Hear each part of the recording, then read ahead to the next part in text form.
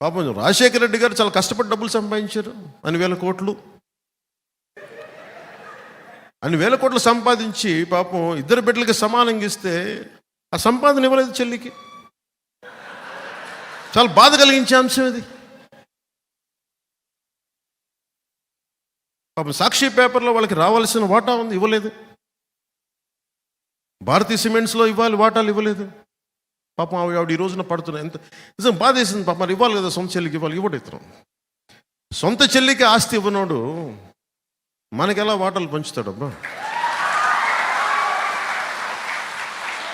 2014 నుంచి నేను మోడీ గారితో పక్కనే ఉన్నాను.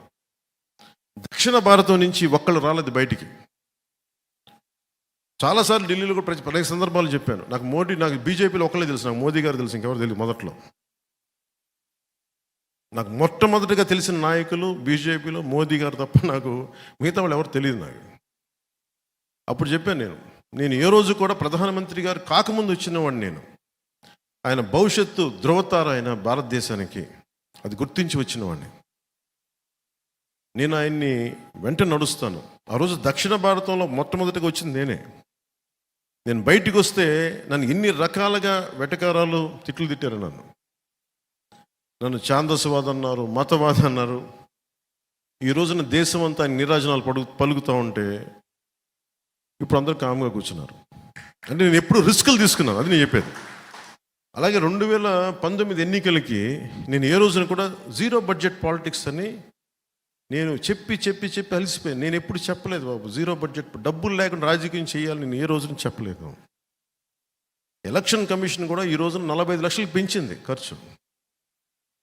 ఎవరికి భోజనాలు పెట్టకుండా రాజకీయం చేసేద్దామంటే కుదరదు. కనీసం భోజనాలు పెట్టాలి. నా మీద వస్తారు అభిమానం. నేను నాయకులందరికీ మొన్న ఒకసారి చెప్పా, డబ్బులు ఖర్చు పెట్టాల్సిందే, ఓట్లు కొనాలా లేదా అనేది నేను చెప్పను. ఎప్పుడు అది మీరు నిర్ణయాలు తీసుకోండి, బాగా పనిచేయండి.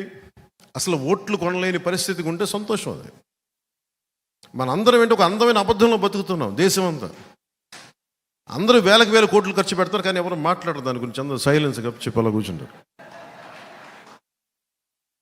అంత ఫాల్స్ సొసైటీ అయిపోయింది. నాకు కూడా అన్నీ తెలుసా, నీకు కామం కూర్చొని చూస్తాను, నేను చూడాల్సి వస్తుంది. భవిష్యత్తులో ఇది మారాలి. కనీసం 2029 ఆ తర్వాత ఎన్నికలు కానీ ఇంకొక 10 years తర్వాత అయినా సరే అసలు డబ్బులతోటి ఓట్లు కొనాల్సిన అవసరం లేని రాజకీయం రావాలి. అప్పుడు నిజమైన అభివృద్ధి ఉంటుంది.